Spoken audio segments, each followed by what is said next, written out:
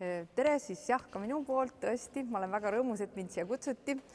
Väga hea meelega räägin sellest teemast, sest kogu aeg mulle tundub, et sellest on liiga vähe räägitud, kuigi ma olen juba ise sellest päris mitu korda rääkinud, aga ikkagi, et miski asi tuleks nii-öelda rahva mällu, tuleb seda üha uuesti ja uuesti üle korrata ja sellepärast ma alati rõõmsal meelel võtan selle kutse vastu, kui avaneb võimalus rääkida Jakob Niimannist ja tema koolist.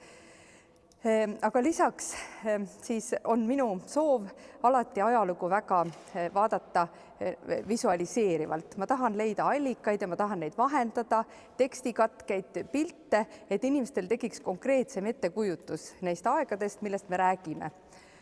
Sest näiteks kõigepealt sissejuhatuseks ma tahtsin rääkida sellest värvilisest ilusast pildist, mille ma siia panin, mis on nüüd väga palju varasemast ajast kui Jakob Niimann, aga see on umbes sellest ajast, kui on pärit esimene eestikeelne raamat, ehk siis väike kummardus selle seminari põhi eesmärgile ja teemale Eesti raamat 500, et see on pilt ühest Augsburgi kaupmehest aastast 1510 ja tema ei ole tuntud, Mattias Schwarz on tema nimi, ta ei ole tuntud mitte niivõrd kui kaupmees, vaid tuntud selle poolest, et ta oli moehull ja iga aasta lasi ta endast joonistada pildi, kus on näha siis tema kostüüm ja see pildisari on ka internetis leitav, kes soovib, et see on siis tõesti tema sünnist saadik, kõigepealt ta on seal hällis ja kõik järjepanu tulevad pildid tema riietest ja see konkreetne pilt on siis temast, kui ta on saanud 14-aastaseks, siia pildi alla on kirjutatud 14 aastat ja 2 kuud ja siis on kirjutatud, see on see hetk, kui ma koolikoti minema viskasin. Ehk siis seostub otseselt hariduse teemaga ja see koolikott, mis tal seal jalgade all on siis üks varasemaid koolikotte, mida meil on võimalik pildi peal näha. Ja ta selle niimoodi hooletult minema viskas. Aga see oli üsna tavaks, et inimesed, kui nad said 14-aastaseks, siis nad jätsid tavaõpingud nagu kõrvale, kui nad tahtsid mingit eriala viljeleda, siis nad asusid oma ametit õppima ja tema on ka kirjutanud siia, et läksin välismaale nagu siis kaupmeheks õppima. Ja sealt siis järgnevad tema seiklused välismaal, kõik siis läbi nende kostüümide, et keda huvitab, otsige, see on tõeliselt vaatamisväärne pildirida. Aga tegelikult ma ju tahtsin hoopis rääkida oluliselt hilisemast ajast, lihtsalt jagada seda aega justkui tunnet sellest ajast, kust meiegi alustasime oma esimese katekismusega. Aga see teine asi, mis ma selle visualiseeriva ajaloo kirjutuse puhul nagu öelda olen tahtnud, et me kujutame justkui päris hästi ajalugu ette. Me kujutame ette omaaegset võib-olla mõisaelu, me kõik oleme käinud mõnes mõisas, me teame neid tegevusi, mis seal mõisas on tehtud ja siis me justkui viime seda ajalukku väga kaugele tagasi. Ja samamoodi on kooliga, et me justkui kujutame ette seda varasemat kooliharidust päris hästi. Meil on peas muidugi Kevade filmist või raamatutest, erinevatest kohtadest, kõik need vanad klapiga pingid, nagu ka meil mitmetel siit hulgas oli lapsepõlves. Aga ma oma uurimustööga olen proovinud siis vaadata, et kui kaugele ajalukku me saame seda pilti koolielust viia, et kas see vastab tõele ja kui suurel määral siis varasemate aegade kohta ja proovin siis seda täna teilegi vahendada. Enne siis, kui ma asun Jakob Niimanni kooli juurde, siis ma räägin põgusalt varasemast alamrahva haridusest. Et see ei ole tegelikult teema, mille kohta väga palju on teada, eriti linnades mitte, infot on vähe säilinud ja kui palju, vabandust,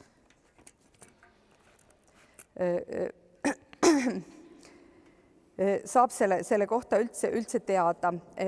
Siit ma libisen nüüd kiiresti üle, mitte neist teemadest, mis mul slaidil on kirjas, aga siia juurde kuulub veel terve hulk väga olulisi teemasid, eriti Tallinna kontekstis 16. sajandist, kui Hans Susi, üks esimese Eesti haritlasi, võib-olla on vara palju öelda, aga tuntud kooliõpilane 16. sajandil, kes tõlkis nii mõningaid asju, oli kohaliku kalakaupmehe eestlasest poeg, kelle vanaema pärandas talle suure kapitali õppimiseks ja tema pärandas selle omakorda edasi, et see oli selline astmeline äärmiselt põnev teema, mis seda varasemat koolielu või siis siin nagu iseloomustab. Siis järgnes vaeste koolipoiste fond, mille kaudu samuti aidati õppida nii saksa kui eesti soost vaestel õpilastel. Siis 1621. aastal kirjutati lausa seadusesse sisse, et igal aastal peab 3 saksa poissi ja 6 mitte-saksa poissi saama rae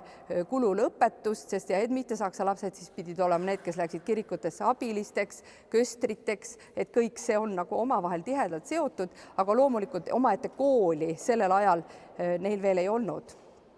Samas ei ole ju, vaid nad suunati siis nagu linnakooli või teistesse koolidesse, kuhu oli võimalik ja tegelikult otsest sellist nagu koolitegevust ei ole ikkagi nagu näha nii varasel ajal.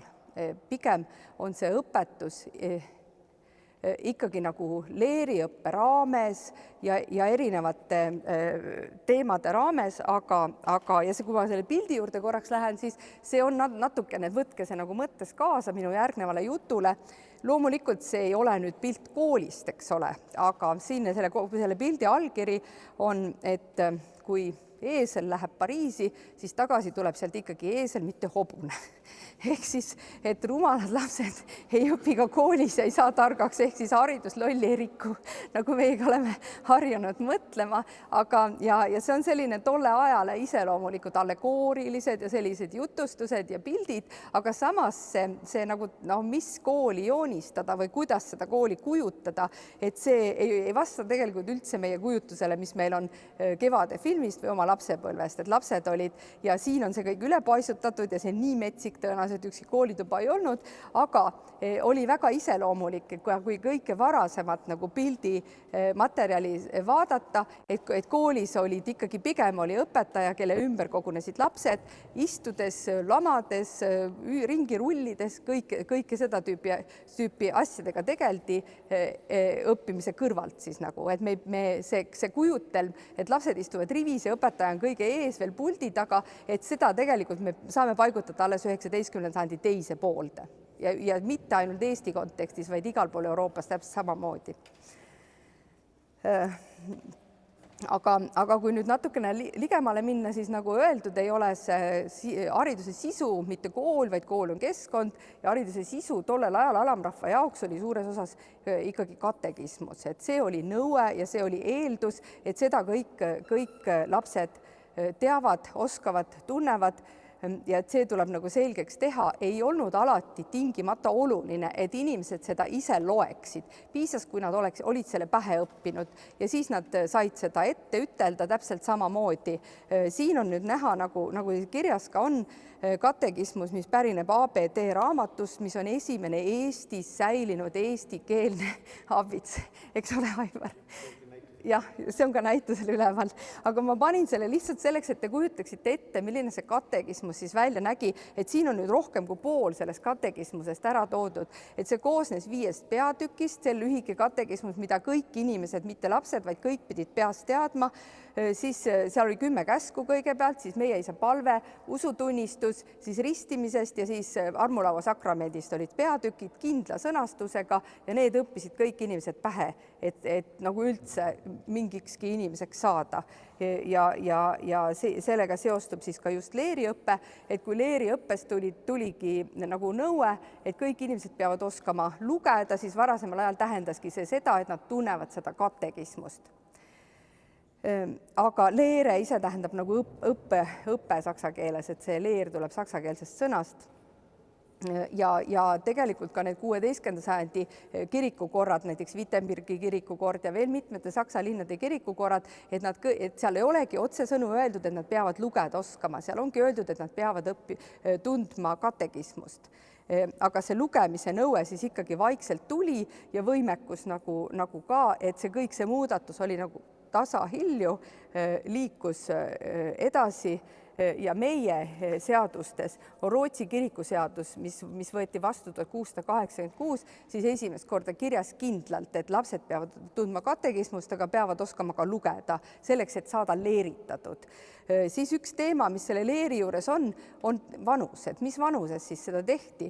Et ilmselgelt, nagu ma siin ka slaidil olen toonud, eeldati, et leer toimub 17-aastaselt ja sellega siis kaasnes see õpetus 2–4 nädalat oli tavapärane, mida siis eeldati, et seda ei saa veel päriselt nagu kooliks pidada, see aeg oli lühike, piiratud ja lapsed olid ju juba peaaegu täiskasvanud. Kuigi ma olen aru saanud, et varasemal ajal ilmselt oli see leer ka nagu varasem, aga 18. sajandiks on kõikides nõuetes kirjas just see, et see tuleb, lapsed pannakse õpetuse alla, kui nad on 18 aasta peal käivad, et tegelikult oli see niimoodi siis fikseeritud ja siis see leeriõppega toimus ja suur osa inimesi õppis siis nagu justkui lugema siis, kui nad olid 18-aastased. Aga see siiski ei ole päriselt kõik. Et tegelikult hakkasid tegutsema juba sealsamas 17. sajandi lõpus, siis 80-ndatel ja ka köstrikoolid. Et see on nüüd jällegi selline huvitav teema, mida on ka Aivar Põldvee väga põhjalikult uurinud ja sellest palju kirjutanud ja rääkinud ja see on super huvitav kindlasti sinna sisse süveneda. Mina liigun siit väga-väga pealiskaudselt edasi, aga see oli tegelikult väga tubli töö, mida tehti ja kümneid koole asutati ja väga-väga entusiastlikud ja tublid inimesed olid, kes seda tegid, aga see aeg jäi väga lühikeseks, sest see tegelikult toimus 80-ndatel ja 90-ndatel ja peale suurt näljahäda, siis mis tuli 1694–96 või 95-6 põhiliselt, siis hääbus see tegevus ära. Sellele järgnes, no mitte nüüd totaalselt, ikkagi oli inimesi, oli õpetajaid, oli koole, aga see kõik nagu see seda edendada ikkagi selle tohutult katastroofilise, ma ei tea, 70 000 inimest või kes nälga surid selle näljaaja ajal, ikkagi see nagu hääbus. Ja siis järgnes sellele põhjasõda, mille käigus siis toimus tohutu katkulaine, et siis peale seda oli see tõesti väga-väga kehvas olukorras kogu see kooli asi. Aga peale sõda muidugi hakati seda jälle tublisti kohe edendama, köstrikoolide asutamist ja taasasutamist. Ja näiteks 1735 kinnitati taas üle, et kedagi ilma õppimata leeri saata ei tohi ja meil on tegelikult hästi-hästi põnev allikas 1723. aastast on selline paks kaust koolihariduse kohta, et kõikidesse kihelkondadesse saadeti selline küsimustik, et kas kool on, palju lapsi, palju lugeda oskajaid, kas koolimaja on, kes õpetab, et niisugune päris nagu põhjalik ja vastuste kaust on nagu äärmiselt huvitav. Ilmselt kõik, kes haridust on uurinud, on sellega ka kokku puutunud ja seda lugenud, et see on väga-väga võrratu ja näha, kuidas vaikselt ikkagi see lugemisoskus hakkab uuesti kinnistuma ja päris paljudes kohtades oli, aga päris paljudes kohtades on seal ka kirjas, et keegi lugeda ei oska, köster joob ja ise ka ei oska, et kes neid siis peaks õpetama, et ka selliseid takistusi seal oli.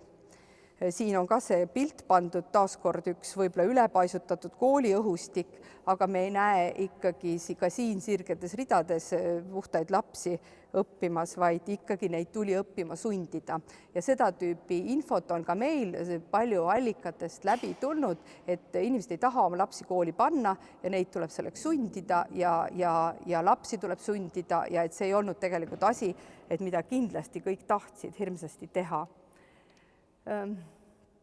Aga üks asi veel, mis põhjasõjaga muutus, kui Rootsi ajal oli siin levinud luterlik ortodoksia ja pietism oli väga tõrjutud, siis peale põhjasõda jõudis siia selline Saksamaal välja kujunenud usuline liikumine, mida on nimetatud nagu soov reformida reformatsiooni. Ehk siis neil oli väga tugev soov tugevdada inimeste sisemist usklikkust, et kõik saaksid isiklikult suhestuda Jumala sõnaga, ise saaksid lugeda, ise saaksid arvamust avaldada, saaksid nagu koos olla ja nende usulistel teemadel mõtiskleda. Selle sügava isikliku usu tunnetamiseni oli see pietistlik liikumine nagu suunatud ja see jõudis ka siia meie kanti päris paljud kirikuõpetajad, kes tegelikult haridust väga-väga tugevalt eest vedasid, olid just nimelt õppinud Halles, pilt August Hermann Frankest, kes oli selle Halle asutuse nii-öelda eestvedaja, siis Halles seda lõi sellise õppimislinnaku, mis algas siis orbude kool, saksa kool, ladina kool, need on kõik erikooli tüübid, siis ta õpetajate seminari ja ülikoolini välja ja siis kõik need lapsed said seal vaesed, kes olid ilma rahata, siis näiteks õppides ülikoolis said nad õpetada õpetajate seminaris või alamates koolides, et seal oli selline väga-väga tugev sotsiaalhoolekandesüsteem ja suureks eeskujuks kogu Euroopale. Sellest kirjutati palju, sellest jõudsid nii-öelda jutud ka Tallinna, on selline kiri, kus kirjutatakse, et räägitakse siin imelugusid, mis alles juhtub, et me küll ei ole siin pietistid, aga ikkagi võtab see pisara silma see kuuldus nii-öelda, mis seal tehakse.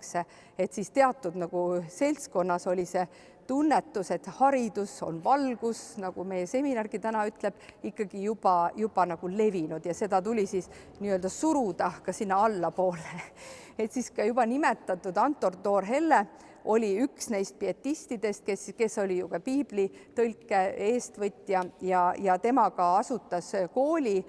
Jüri kiriku õpetaja oli ta ja kui ta asutas, see on ka üks tüüpiline asi, mis neil pietistidel oli, nad läksid mingisse kirikusse ja siis nad võtsid uue raamatu ja nad tahtsid hakata kõike üles kirjutama, et kõikide nende pietistide need kirikuraamatud, mida nad asutasid, on super põnevad, sest siin on sissejuhatuseks alati kirjutatud väga-väga palju põnevaid tekste, kusjuures sageli need ei ole isegi digitud.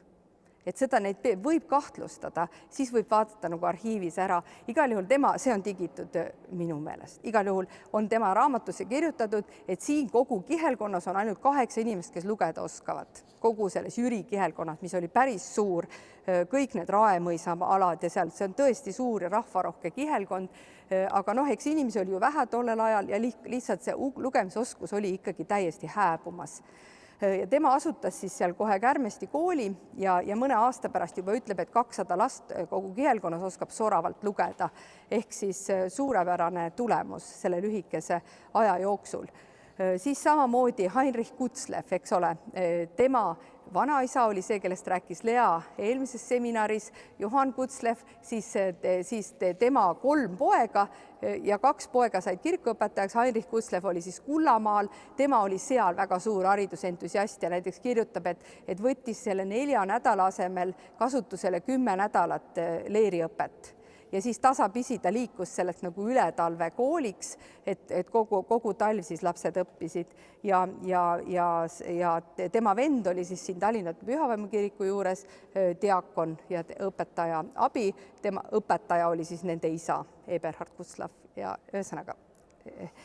Ja väga-väga tubli ka Heinrich Christoph Wrede, kes asutas samuti kooli ja siis tema on ka kirjutanud niimoodi, et alguses oli huvilisi vähe, aga ta rahvale rääkis kantslist iga nädal, kui tähtis on haridus ja õpilaste arv suurenes pidevalt, et ehk siis sellist rahvavalgustustööst, nagu siin ka juttu oli, siis kirikuõpetajad tegid seda väga tublisti.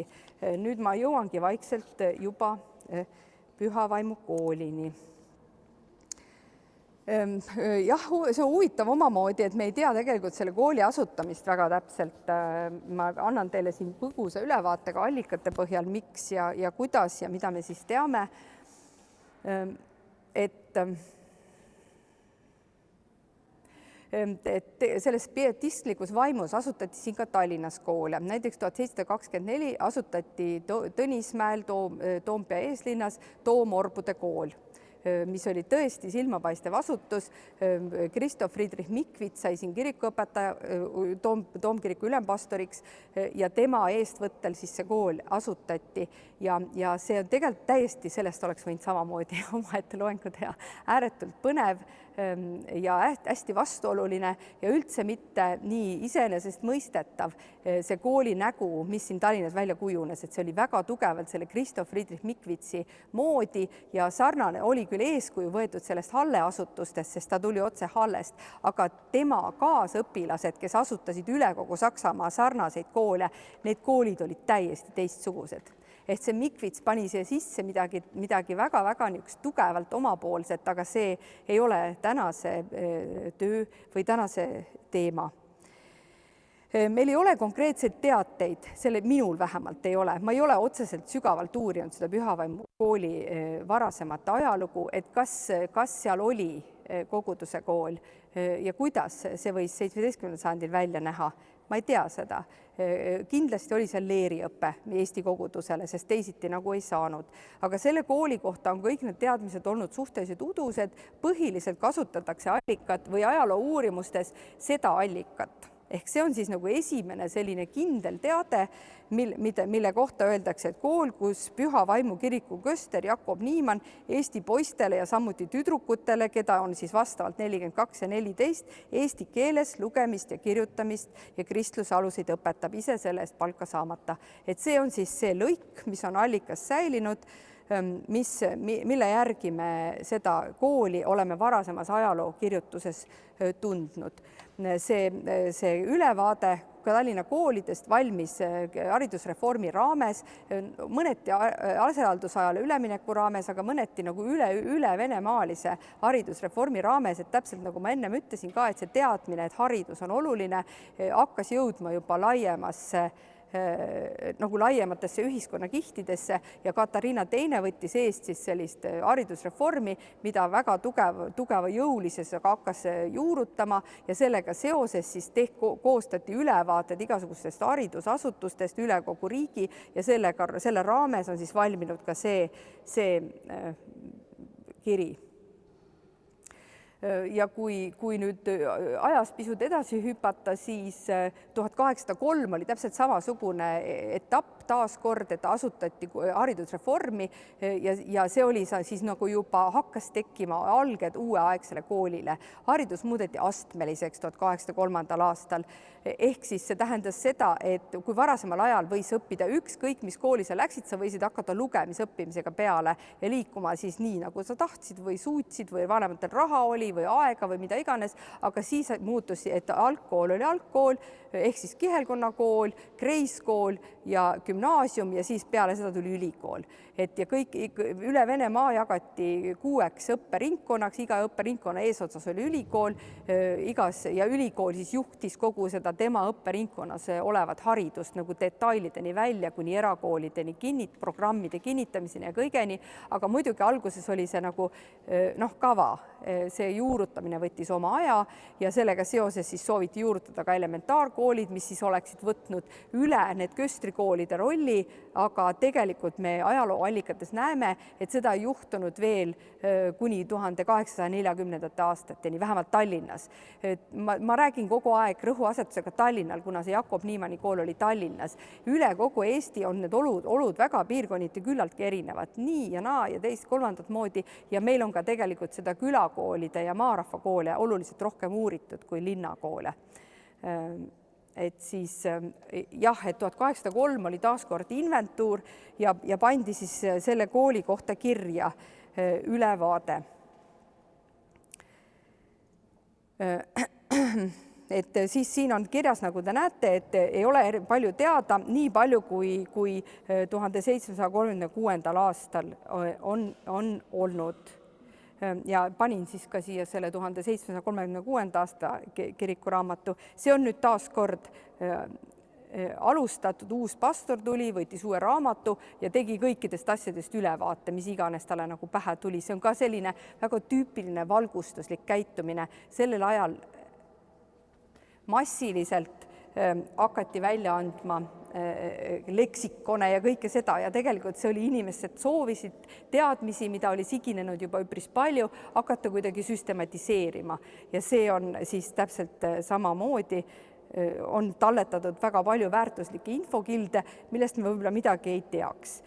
Siis ühes teises 1803. aasta ülevaates on taaskord seda kooli puudutatud ja siis selle kohta on nüüd niimoodi lisainfot sisse tulnud, et kooli asutamisest kindlaid teateid ei ole, tõenäoliselt on see asutatud eelmise aastasaja alguses magistraadi poolt.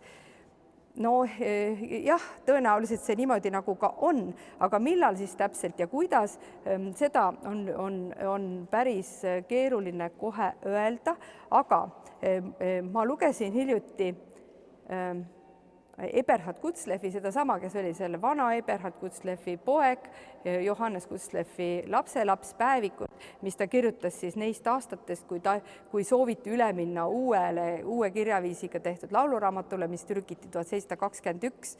No me sellest taaskord ei räägi, sellest on palju räägitud ka muus kontekstis, aga tema siis kirjutab seal justkui riivamisi ka sellest koolide asutamisest. Väga konkreetselt kirjutab ta kooli asutamisest Jaani Seegi juures. Seal on pikk lõik selle kohta, kuidas inimesed tulid kokku ja Jaani Seegi kirikus, ka oli raehärrasid ja peenemaid inimesi ka ja inimesed ei mahtunud kirikusse ära.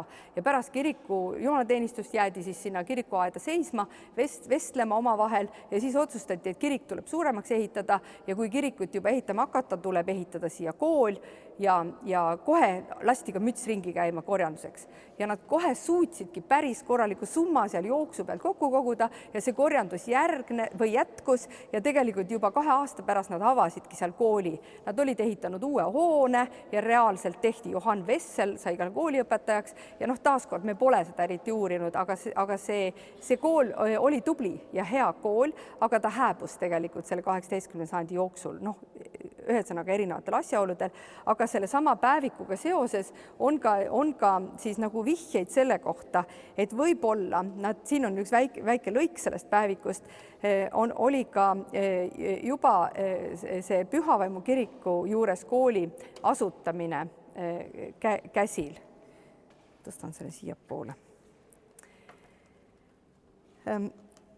Et need laused samas on väga ebamäärased ja kas see vastab ka tõele ja kas nad lõid seal selle kooli, et nagu ta ütleb, et eestlased, tema eesmärk oma päevikus oli näidata, et kõik inimesed armastavad seda uut lauluraamatut ja tahavad sealt laulda, tahavad seda kasutada ja siis ta nagu proovib kogu aeg veenda siis nagu ühesõnaga, see on täitsa omaette teema, aga siis on seal sellised laused, nagu ma olen siia ka pannud, et eestlased on ise endale uue raamatu soetanud ja koole rajanud.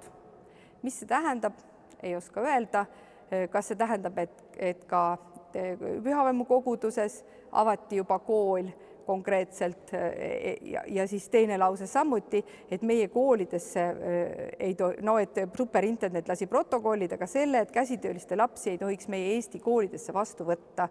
Mina protesteerin selle vastu, sest see ei olnud iidsetest aegadest tavaks ja nii peab see ka jääma. See on olnud. Kogu see info on ääretult põnev. Kas oli kunagi selline teema üldse üleval? Millistesse meie koolidesse ei tohi käsitööliste vastu võtma? Millistest iidsetest aegadest? Millised koolid on seda kõike võtnud? Ei tea.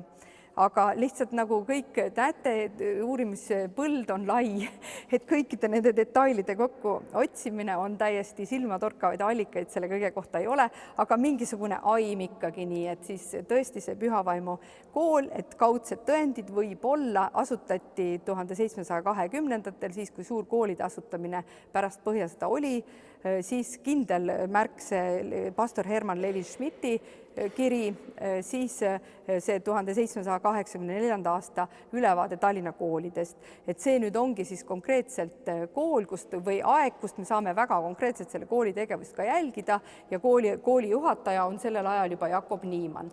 Nüüd ma siis pöördun ka Jakob Niimanni juurde lõpuks. Et ta oli sündinud siis Rae mõisas, siin on tema matuse lauluraamat või laululeht ja siis siin on konkreetselt kirjas tema sünni ja tema surmaaeg. mis oli suur abi edasi liikumisel, tema tuvastamisel ja tema ülesleidmisel. Ja siis ma leidsin ühest teisest koolide ülevaatest lause selle kohta, et ta on pärit Jaaniseegi mõisast ehk tänasest nagu siis Rae vallast, Rae mõisast ja sealt siis hakkas ka argnema see tema perekonna lugu.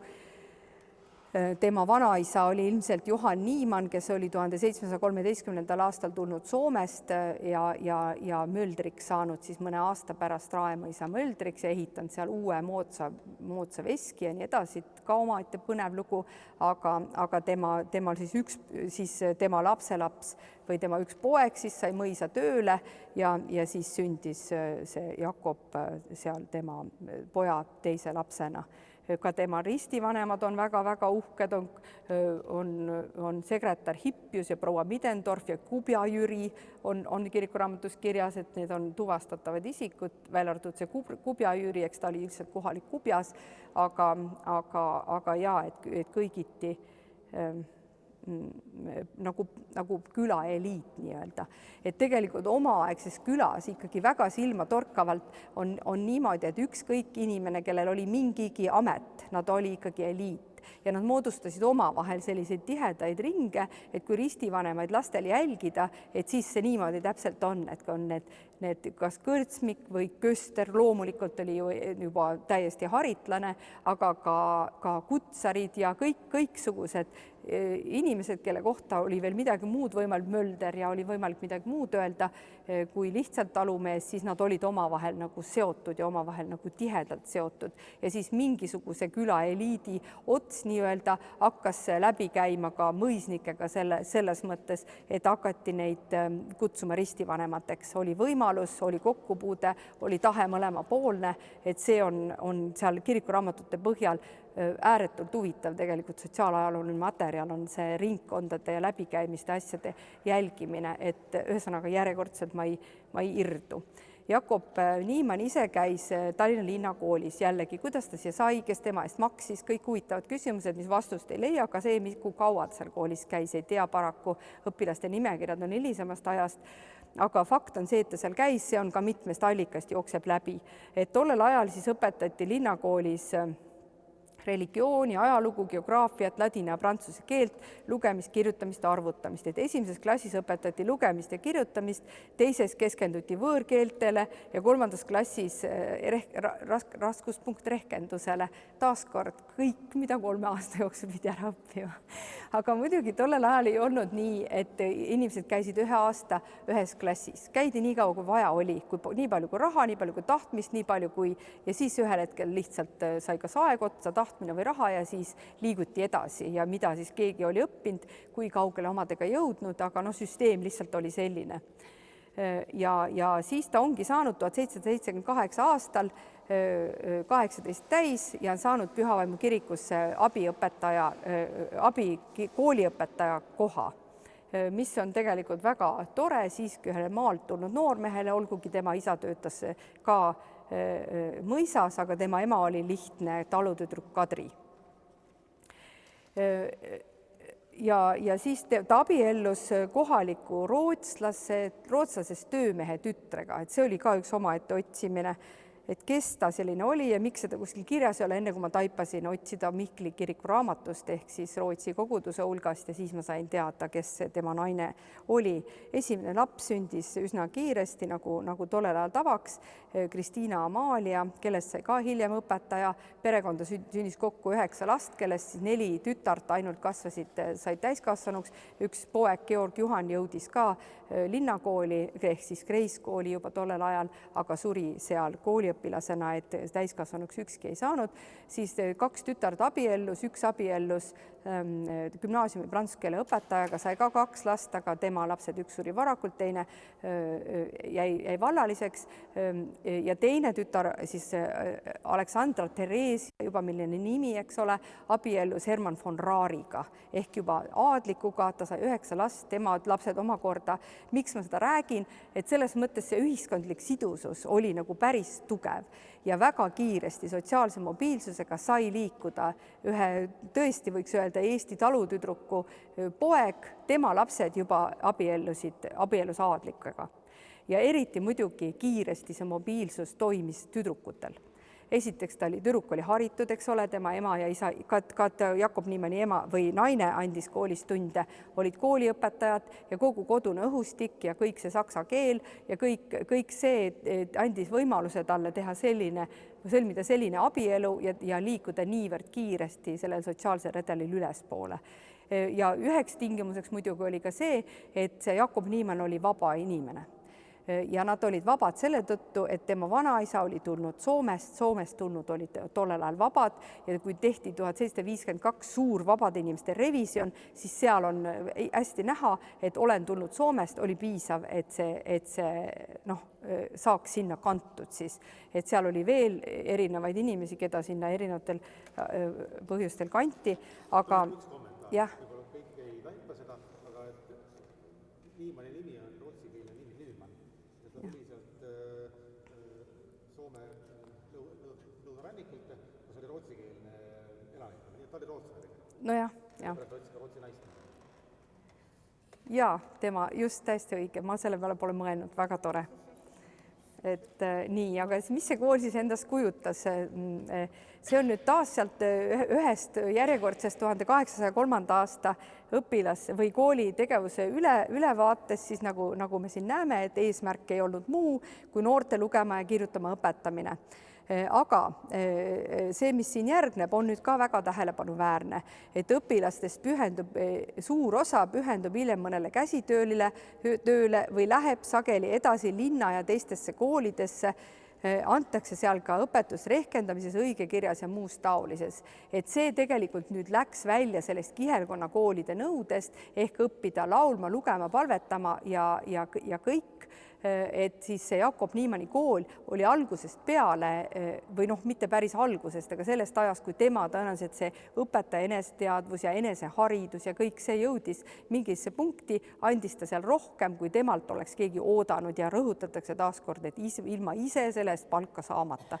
Et see on ka niisugune tähelepanuväärne asi, et siin on ka näha seda taaskord kirjutatud, et ta ei saa sellest mingit palka, väike kooliraha õpilastelt, et see oli siis tõesti temale tubli palgaabi.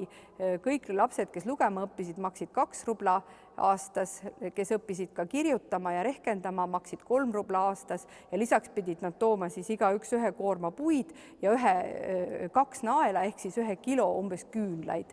Et see kõik on väga toredad väikesed detailid, mis aitavad meil seda kooli elu või koolipäeva või kooliklassi ette kujutada, koorem puid ja kilo küünlaid, et seda kõike oli seal oluliselt vaja.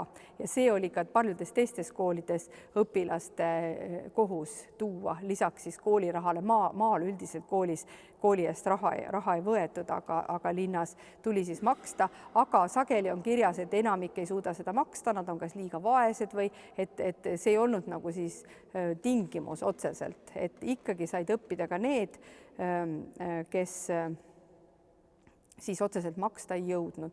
Aga nagu siis näha ka siin juba 1803 on õpilaste arv päris suur, 80-90 vahel ja nad olid 7–15 aastased. Ja nad õppisid tegelikult kõik koos seal ühes klassitoas.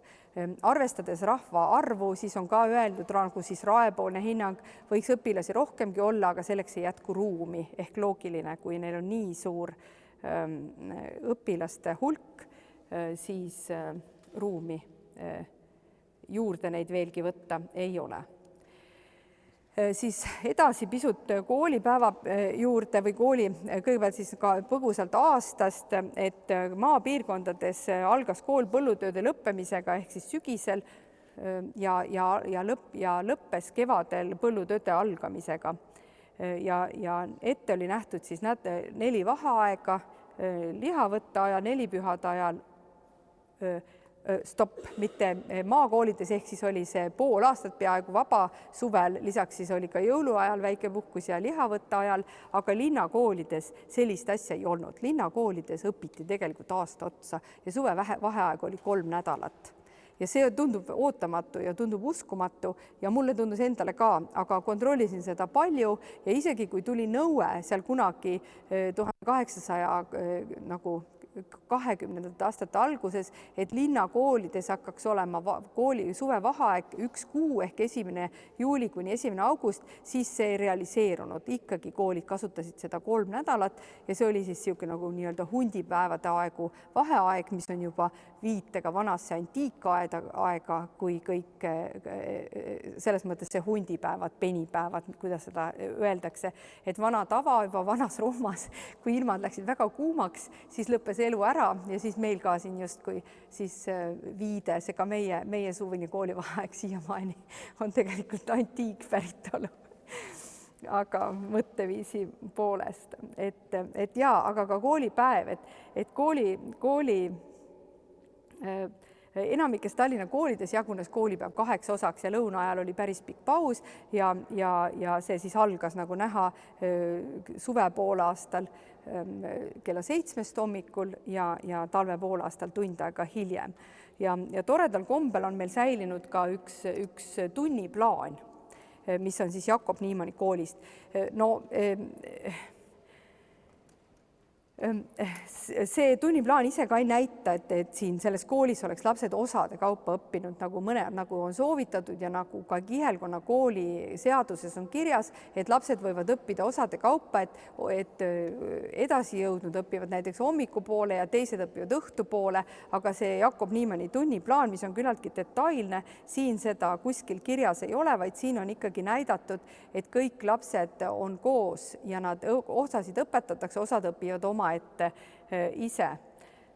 Ja siis nagu näha, jah, siin on üks Jeesuse, üks piiblilugude ja katekismuse ja kõiksuguse usuliste tekstide lugemine, veerimise harjutamine, siis pärastlõunal on rohkem selline kontroll ja parandused ja kolmapäeva pärast ja laupäeva pärastlõunal tunde ei toimunud, need olid vabad, aga ja muidugi võib ju küsida, et kui palju sellest tunniplaanist, ma ei hakka seda ette lugema, et saate siin seda ise lugeda, et kui palju sellest tunniplaanist siis nagu kinni peeti.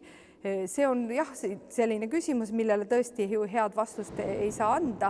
Eks see koolipäev oli tõenäoliselt täpselt seda nägu, mis tunde ja tujuga kooliõpetaja hommikul kooli tuli ja kas lapsed tulid. Näiteks on Reiskooli kohta sageli kirjutatud, et vaesemad lapsed, kes eeslinnas elavad, puuduvad tihti või jäävad hiljaks, sest nad ei kuule kella. Ehk siis koolipäev algas kiriku kellaga, võib-olla löödi seda kella varem, et saaks hakata juba varem kodudest tulema, ja kui palju neid hilinejaid siis oli ja kuidas see reaalselt kõik välja nägi. Samas on nende seegikoolide kohta kirjas seal samas dokumendis, kus on see tunniplaan, et ei ole päevakava, et õpitakse nii, nagu tuju tuleb. Et mingil määral see tunniplaan ikkagi oli ja iseenesest ka, kui seda vaadata, siis mul on see siin nagu pikemalt kirjutatud, panin see lühikese kokkuvõtte, aga kõige muidu on nagu lugemine, veerimine, kordamine, kontroll, aga see 10-11 on sellised ortograafia ja kirjalikud harjutused ja siis on, kes seda oskavad, neile dikteeritakse mõni kiri või lugu, mille nad on kodus puhtalt ümber kirjutanud, ja mille nad kodus puhtalt ümber kirjutavad ja tundi kontrollida toovad, et siis nagu küllaltki põhjalik on see töö ja see on ka kellaajaliselt sobib kõige parem selliseks tõhusaks tööks just tund enne lõunale minekut siis ja kõik on ärganud, kõik on kohale jõudnud ja siis tehakse seda põhjalikumat tööd ja siis, et siis pärastlõunal jälle kontrollida ja siis veel üks tekst selle kohta, et loetakse, kirjutatakse õigekirja harjutused, rehkendamine 5 peatüki katekismusest ja siis siin on ka rõhutatud, et samal ajal, kui mõned loevad, kirjutavad või arvutavad, teevad teised midagi muud, nii et iga kohal olev õpilane oleks tegevuses. Ehk jällegi ei tule kuskilt välja, et neid oleks osade kaupa õpetatud, et miks ma seda kogu aeg rõhutan, sest koolis oli 100 õpilast ja neil oli 1 tuba ja 1 õpetaja. Täiesti kujuteldamatu, miks me räägime, et 30 on liiga palju. et see on nagu, aga on ka olemas ülevaade õppevahenditest, mida siis koolis kasutati. See kõik tänu sellele suurepärasele soovile luua korda 1803. aastal koolireformi käigus. ehk siis see on päris põnev nimekiri ja ma siia panin nüüd selle ABD raamatu, millest ma ennem rääkisin katekismusega seoses pildiga nagu tagumistest lehtedest. Siin on see kukepilt, mis on ka legendaarne ja põnev lugu taaskord. Siis siin on tore see nimede loetelu näha lihtsalt ja kuna siin on ka aastaarv, millal see on välja antud. No see info pärineb kõik Aivar Põldvee tegevustest ja tööst. Mina lugesin põnevusega neid artikleid, aga iseenesest jällegi me ei tea ju nii täpselt, et kas seda konkreetset õpikut või ABC raamatut nii-öelda. Kusjuures siin selles ülevaates on kirjas, et kasutatakse ABC raamatut. Taaskord, ABC raamat oli Saksa, ABD raamat oli Eesti. Kas ei kasutatudki Eesti raamatut või see, kes kirjutas selle nimekirja, ei kirjutanud, kirjutas selle nagu saksapäraselt, jällegi me ei tea. No me võime eeldada, et päriselt need vaesed Eesti lapsed, kes kooli tulid kohe saksa keeles õppima hakata, no ei ole kindel. Aga no igal juhul siis see Leseschlüssel, et ma panin sellest ka siia väikse pildi. See nüüd taaskord ei ole see, millest räägitakse sellel ajal. Ma panin lihtsalt näidiseks Otto Wilhelm Maasingu õpikust 1795, et lihtsalt te kujutaksite ette, mis Leseschlüssel lugemisvõti on, et siia ma tõlkisin siis selle pealkirja, mis siis tollel ajal võis kasutusel olla, mis oli ilmunud 1771 ja ka varem. Lugege seda, see on väga tore tegelikult, hästi korraldatud lugemisvõti, et see annab teile aimu, mis asi see Leseschlüssel oli ja seda kasutati nagu palju ja see oli ka reeglina koolides seina peal, et sa said sealt nagu vaadata,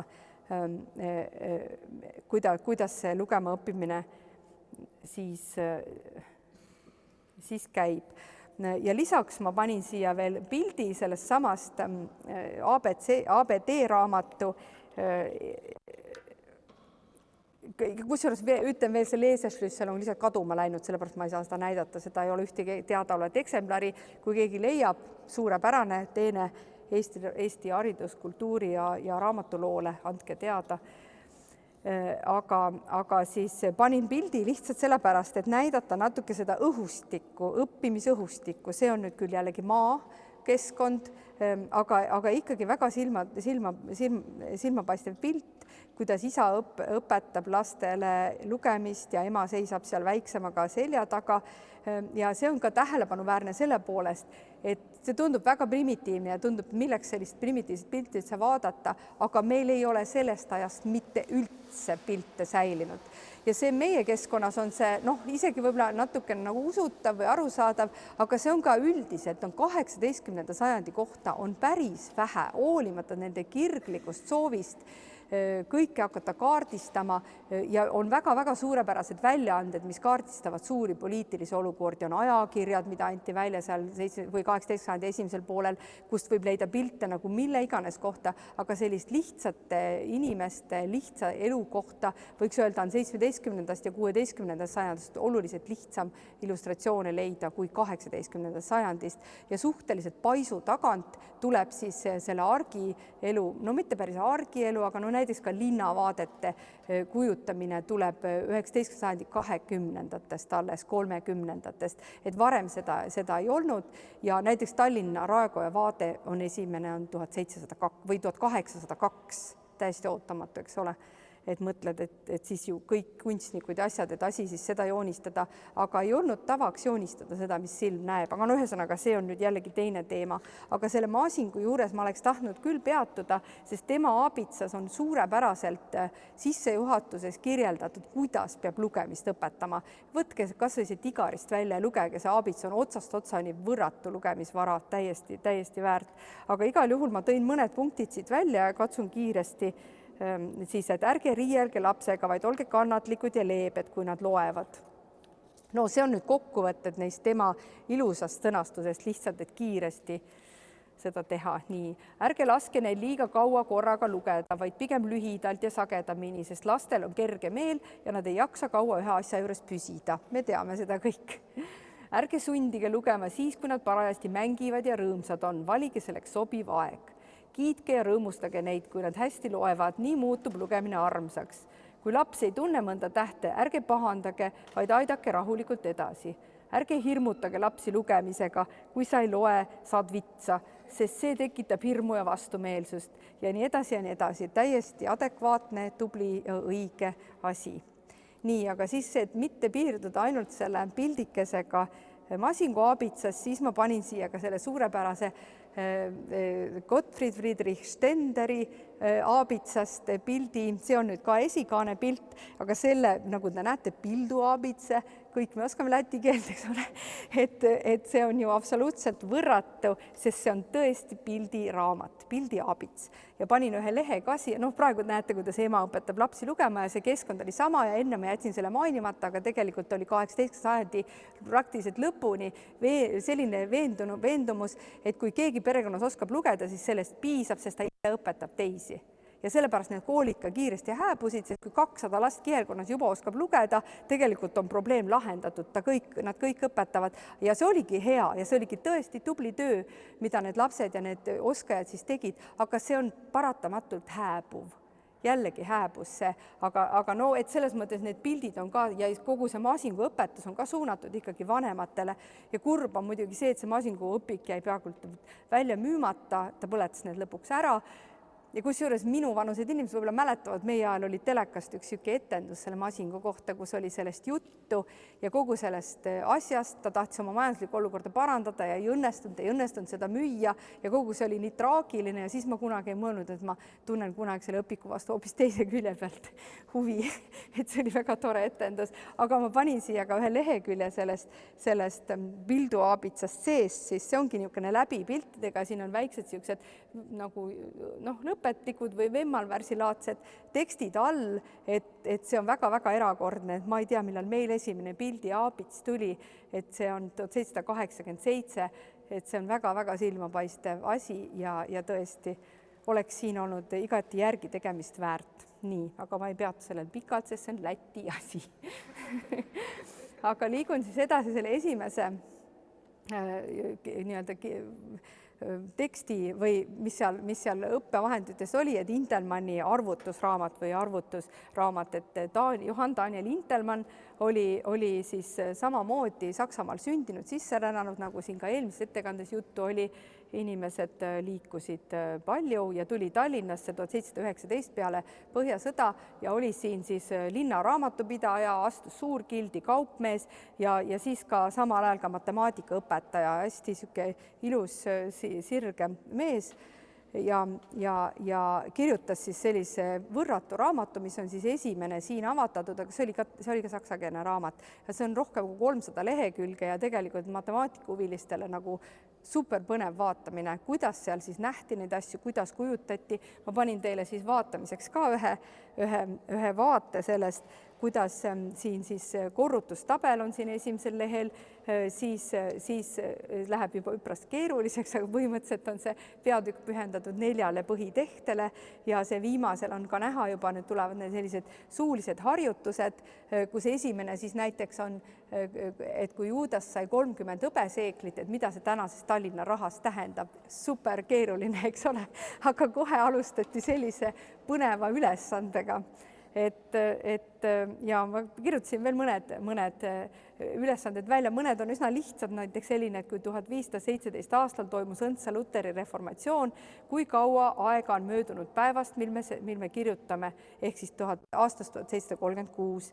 No ja siis on vastus 219 aastat, aga siis on ka näiteks selline harjutus, 25 aastat, 7 kuud, 26 päeva, 19 tundi, 42 minutit. Kui palju see on minutites?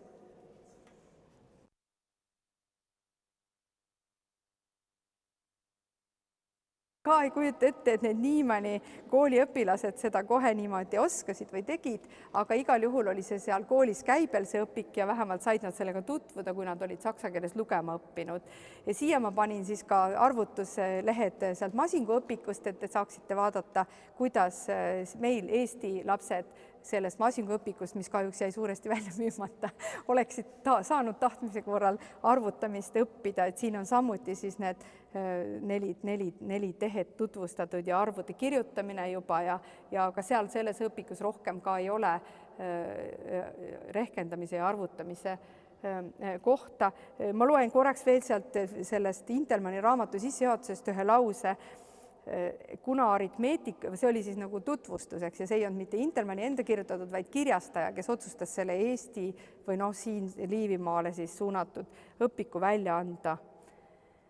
Et kuna aritmeetika olemus on nii üldine, õpetatakse tänapäeval aritmeetikat juba noorest east alates mitte ainult neile, kes tegelikult tahavad õppida või vähemalt kavatsevad sattuda olukorda, kus nad ei saa oma töös ega äris edasi liikuda ilma aritmeetika koolituseta, vaid ka neile, kelle kirjaoskus on peaaegu olematu.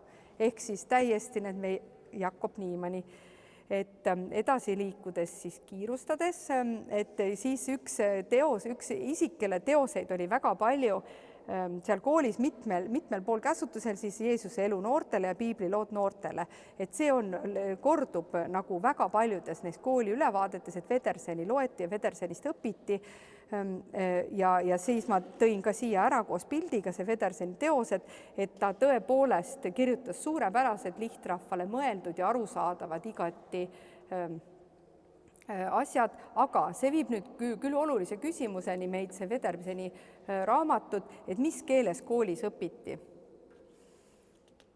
Et see on täiesti omaette teema, et kui 1736 ja 74 on selgelt kirjas, et seal õpiti eesti keeles, eesti lastele eesti keeles korratud, siis ja loomulikult Jakob Niimann, kes oli ikkagi külas sündinud, külas kasvanud, oskas eesti keelt, aga kuna tema isa töötas mõisas, siis ilmselt oskas ta ka juba saksa keelt, ta õppis ise Saksa linnakoolis saksa keeles ja kõik need õppematerjalid, mida me eelnevalt nägime, on ju tegelikult saksa keeles. Ja siis ka meenutus, kui Emilie Sengenbusch meenutab siis perekond Karelli poegade lapsepõlve, kuidas nad Niimanni koolis õppisid, et see kool oli saksakeelne. Samas, nagu ma ennem ka juba ütlesin, ei olnud väga mõeldav, et hakatakse kohe tulevad harimata eesti lapsed ja hakkavad õppima saksa keeles kõiki asju. Et ikkagi, ja siis oodati need lastelt, et nad oleksid jumalateenistusele abiks. Eesti koguduse jumalateenistusel, kastegismusel ja laulmisel, ehk tegelikult ikkagi ma näen seda kooli nagu paralleelkeelsena, et nad said sealt küll korraliku saksa keele või enam-vähem korraliku, aga et põhimõtteliselt oli ikkagi, nagu siin kokkuvõttes ka ütlen, et eesti keelt valdav Kösker õpetas eesti lapsi, kuid suurem ilmselt, mida aeg edasi, seda suurem osa sellest õppest toimus saksa keeles. Et siin võiks nüüd jälle pikalt irduda sellele ühiskondlikule olukorrale ja rahvuste segunemisele ja keele osatähtsusele selles, aga ma ei saa, vaid liigun edasi. Et õppetöö korraldus, siis nagu me ennem juba ütlesin, et 7–15-aastased lapsed õppisid siis kõik üheskoos, paralleelõppe, igaüks tegeles oma siis teemaga, õpetaja siis ilmselt juhendas seda. Ja et iseenesest kogu selle või lugema õppimise kohta tuleb ka sealt allikatest päris palju, on veerimine, häälimine, kõik sellised väljendid, mida seal kasutatakse, on tegelikult kõik olulised terminid, et aru saada, kuidas seda õpet siis nagu ette nähti. Ja kirjutamise kohta võiks samamoodi kõigist neist asjadest kokkuvõtteks ütelda, et esmalt kirjutasid õpilased koos õpetajaga, siis õpetaja ettekirjutamise järgi, et siis kirjutasid nad iseseisvalt raamatust maha ning viimases astmes kirjutasid kuulmise järgi etteloetud tekste, mida siis ka kontrolliti. Õpetati nii õigekirja kui kalligraafiat ja kõik pidi nagu olema paigas ja siia ma panin siis ühe 1692. aastast pärit õpilase töö. See on nüüd küll mitte linnas tehtud ja mitte algkoolis, aga ilmselt üsna algaja. Üks vihik on lihtsalt ühtede materjalide vahele ära trükitud, mis on lihtsalt nagu tore vaadata, kuidas lapsed harjutasid, ilmselt siis üsna samamoodi oli see ka Jakob Niimanni koolis. Ja nüüd koolimaja ja kooli juurde, et kirjas on allikates, et perekond elas Pühavaimu kirikule kuuluvas majas. Tänapäeval on see siis Pühavaimu 6, on see VHK põhikooli hoone ja kiriku poolses otsas oli köstrituba. Ma päris täpselt ei tea, kus seal majas see köstrituba alus, äkki keegi teab, siis on väga tore. aga et Kösti korter jah, oli siis kirikupoolses otsas. Neile kuulus korter, mis koosnes ühest pikast kitsast toast ja kambrist. Kool oli sisse seatud pikas toas, perekond pidi mahtuma tahakambrisse. Ja siis tsitaat, Köstri arvukas pere on ühes väikses kambris ja saab sealt välja ainult läbi koolitoa käies, mis on õpilasi niimoodi täis tuubitud, et nad sealt vaevu läbi mahuvad. Vägagi illustratiivne selle kooli kohta. Ja siis veel killukesi, et koolimaja oli niiske, et sinna ei saanud lisaküttekollet ehitada, kuna vaba ruumi ei ole, muidugi need 100 õpilast ju. Ja siis panin siia ühe kviitungi, mis on nüüd siis Neitsi kooli puud, on ostetud 3 koormat, see raha olen ma kätte saanud. Et lihtsalt sellepärast, et see puude asi oli kogu aeg teema ja see on üldse varasemas ajaloos, kogu aeg on see puude kokkuostmine ja puude saamine ja puudest ilma jäämine. Aga iseenesest on see väga, esiteks, Neitsi kool oli seal kohe kõrval, tütarlaste kool oli kohe seal Pühavaimu kooli kõrval ja lihtsalt see on selline tore eestikeelne tšekk. Ta oli kooliabiline, teda tuleb veel mitmete tšekkide peal ja väga võimalik, et ta oli üks Jakob Niimanni õpilasi. Et siis me võime näha ka ühe Jakob Niimanni õpilase kirja. Ja siis samamoodi siin on nüüd siis Seipti koolil, ehk siis see oli see tollal see Rootsi koguduse kool, sest Rootsi koguduse kooli vanajuhataja oli lahti lastud ja siis oli Seipt sai selle kooli omale, aga samamoodi on võimalik siis vaadata seda teksti, mida see sama isik M. Johanson on kirjutanud. Et jah, siis et mingisugused pingid olid ja ilmselt ABC-tahvlid, rehkendustahvlid, vähesed kirjavihikud, katekismused, et mingid sellised vahendid olid, kindlasti ei olnud sirgetes ridades toole, pinke ja kuidas me tänapäeval siis proovime sellist segast ja detailides kokku kogutud infot edastada. Me räägime sellest kõigepealt AI-le, et kas tema oskab ja kas tema kujutab ette ja nii ka mina, et joonista mulle siis pilt sellest Niimanni klassitoast, et inimesed saaksid ka aru, mida ma mõtlen. Ja tema tegi siis sellise pildi. Teda tuli väga palju aidata, edasi nügida ja igate pidi talle meelde tuletada, mäletad 100 õpilast, mitte 4. Ja siis ta sai hakkama sellise pildiga, mis tegelikult on küllaltki tore. Näeme seinte peal asju, näeme kõiki neid detaile ja otsisin siis ka kaasaegseid pilte nagu mujalt, et teile paremat ülevaadet anda. Siis see on küllaltki sarnane, eks ole, sellele.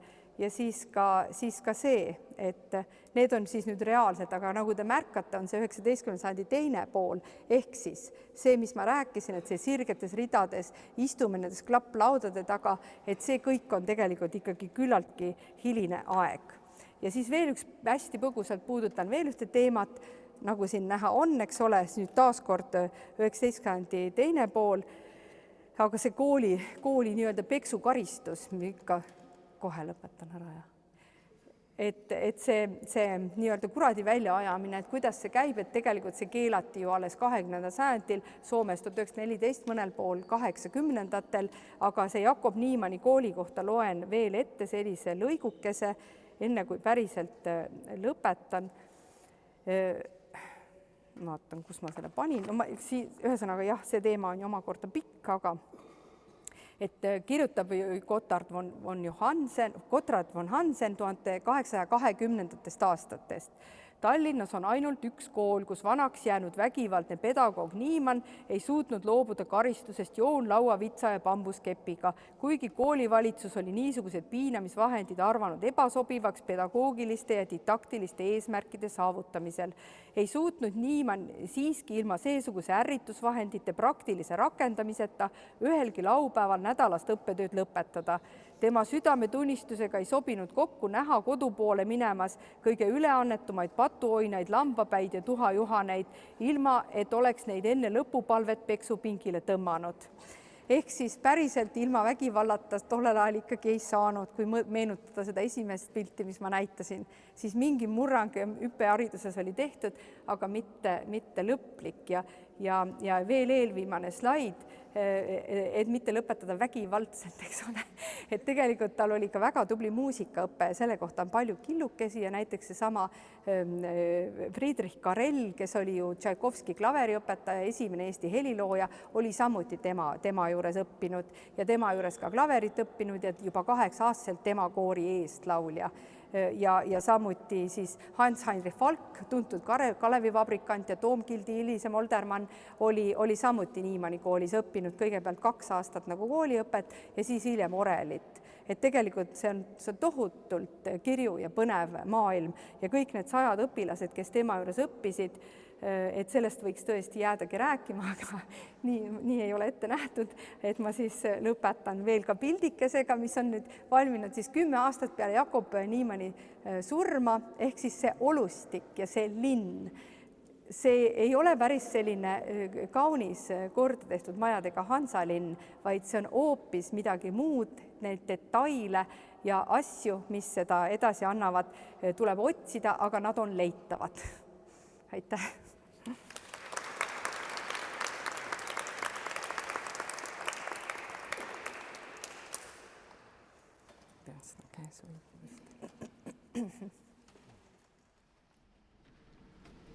Jah, suur aitäh. Et minul tekkis ka täitsa kohe huvi ja imu Timo juurde kooli minna, lapsed saata tema juurde, aga siin kirikus on oma programm ja meie aeg on nüüd läbi, aga enne vist, kui Niguliste pererahvas ütleb siin lõpusõna, siis on meil võimalik veel minna ja natukene vaikselt, kellel on aega ja tahtmist vaadata neid hariduse fookuse väljapanekuid siin, et ma võin mõne sõna siis selgituseks jagada ja see jutt ja inspiratsioon, mida Triin siin jagas, see on hea kaasa võtta sinna. Üks hetk enne veel, kui te lähete näitusele, siis ütlengi lõppsõna kohe ära, et suur tänu kõigile tulemast. Küsimusi nüüd praegu ei jõudnud rohkem esitada, aga saate näitusel veel eraldi esitada. Ja ütlen lõpetuseks veel seda, et järgmine seminar sarjast Raamatulood toimub juba järgmisel laupäeval. See siis räägib liivikeelse kirjasõna arenemisest. Ja üks nädal veel kestab näitusel hariduse valguse teema, aga siis ülejärgmisel esmaspäeval vahetub teema ja algab priiuse ja ärkamise ala fookus siis. Ja sellega seoses on järgmine seminar siis 11. oktoobril, kui esinema tulevad Mart Laar ja Jaan Undus. Ja enne veel, kui näitusele lähete, siis korraks kutsun esinejad veel siia ette, teeme ühe aplausi ja annan väikese kinnitusega.